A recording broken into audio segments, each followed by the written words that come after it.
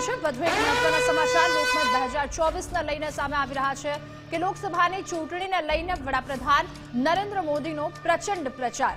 ગુજરાતના સ્થાપના દિવસે વડાપ્રધાન નરેન્દ્ર મોદી ગુજરાત આવશે। 1 મેના રોજ વડાપ્રધાન નરેન્દ્ર મોદી ગુજરાતમાં ચૂંટણી પ્રચાર કરશે। દાહોદ અને પંચમહાલ લોકસભા માટે વડાપ્રધાન સભા કરશે તો લીમખેડા ખાતે વડાપ્રધાનની જનસભાનું આયોજન પણ છે। સૌરાષ્ટ્ર કે ઉત્તર ગુજરાતમાં પણ જનસભાનું આયોજન થઈ શકે છે। ત્યારે વડાપ્રધાન નરેન્દ્ર મોદી ગુજરાતની મુલાકાતે અને સ્થાપના દિવસે 1 મેના રોજ વડાપ્રધાન નરેન્દ્ર મોદી ગુજરાતમાં ચૂંટણી પ્રચાર કરશે। આ ચૂંટણી પ્રચારની વધુ માહિતી મેળવીએ સંવાદદાતા નિકુંજ પાસેથી। નિકુંજ, વડાપ્રધાન નરેન્દ્ર મોદી ગુજરાતના પ્રવાસો અને હવે પ્રચંડ પ્રચાર તેમના દ્વારા શરૂ કરી દેવામાં આવશે।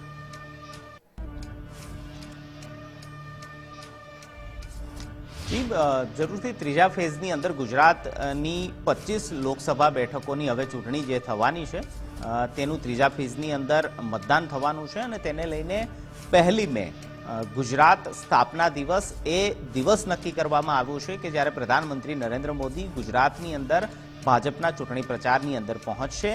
ગુજરાતનો આ સ્થાપના દિવસ છે અને સ્થાપના દિવસથી જ પ્રધાનમંત્રી નરેન્દ્ર મોદી કે જેમનું હોમ સ્ટેટ ગૃહ રાજ્ય ગુજરાત છે ત્યાંથી તેઓ પ્રચારની શરૂઆત કરી રહ્યા છે। દાહોદ અને પંચમહાલ આ બંને લોકસભા બેઠક માટેનો તેઓ ચૂંટણી પ્રચાર કરશે। તે માટેનું સ્થળ છે તે લીમખેડા નક્કી કરવામાં આવ્યું છે। લીમખેડા ખાતે એક જંગી જનસભાને પ્રધાનમંત્રી નરેન્દ્ર મોદી 1 મેના રોજ સંબોધિત કરશે।